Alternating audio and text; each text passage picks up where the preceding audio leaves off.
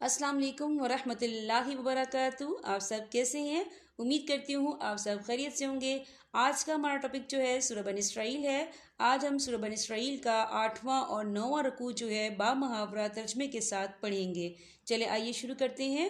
شروع کرتی ہوں اللہ تعالیٰ کے نام سے جو بڑا مہربان نہایت رحم والا ہے۔ اس دن کو یاد رکھو جب ہم تمام انسانوں کو ان کے اعمال ناموں کے ساتھ بلائیں گے، پھر جنہیں ان کا اعمال نامہ دائیں ہاتھ میں دیا جائے گا تو وہ اپنے اعمال نامے کو پڑھیں گے اور ان پر ریشہ برابر بھی ظلم نہیں ہوگا۔ اور جو شخص دنیا میں اندھا بنا رہا وہ آخرت میں بھی اندھا بلکہ راستے سے اور زیادہ بھٹکا ہوا رہے گا۔ اور اے پیغمبر، جو وحی ہم نے تمہارے پاس بھیجی ہے، یہ کافر لوگ تمہیں فتنے میں ڈال کر اس سے ہٹانے لگے تھے تاکہ تم اس کے بجائے کوئی اور بات ہمارے نام پر گھڑ کر پیش کرو، اور اس صورت میں یہ تمہیں اپنا گہرا دوست بنا لیتے۔ اور اگر ہم نے تمہیں ثابت قدم نہ بنایا ہوتا تو تم بھی ان کی طرف کچھ جھکنے کے قریب جا پہنچتے، اور اگر ایسا ہو جاتا تو ہم تمہیں دنیا میں بھی دگنی سزا دیتے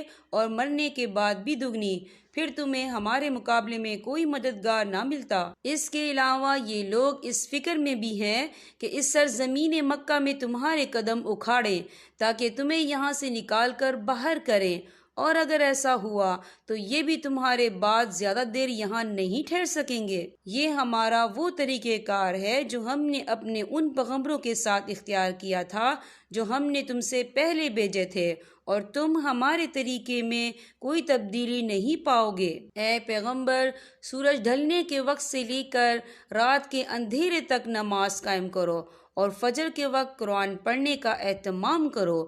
یاد رکھو کہ فجر کی تلاوت میں مجمع حاضر ہوتا ہے، اور رات کے کچھ حصے میں تہجد پڑھا کرو جو تمہارے لیے ایک اضافی عبادت ہے۔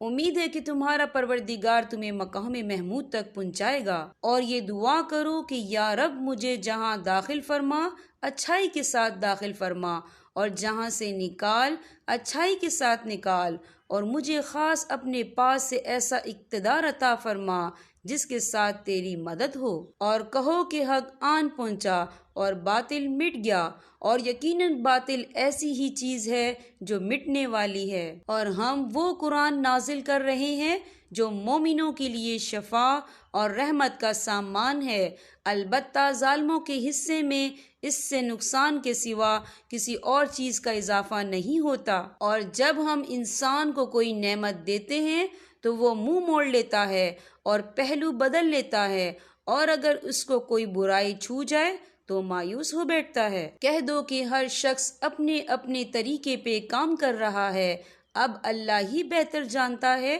کون زیادہ صحیح راستے پر ہے۔ یہاں پر ہمارے سبق کا اختتام ہوتا ہے۔ اللہ پاک تمام امت مسلمہ کو قرآن پاک پڑھنے، سمجھنے اور اس پر عمل کرنے کی توفیق عطا فرمائے۔ اب میں آپ سے اجازت چاہوں گی۔ اللہ حافظ۔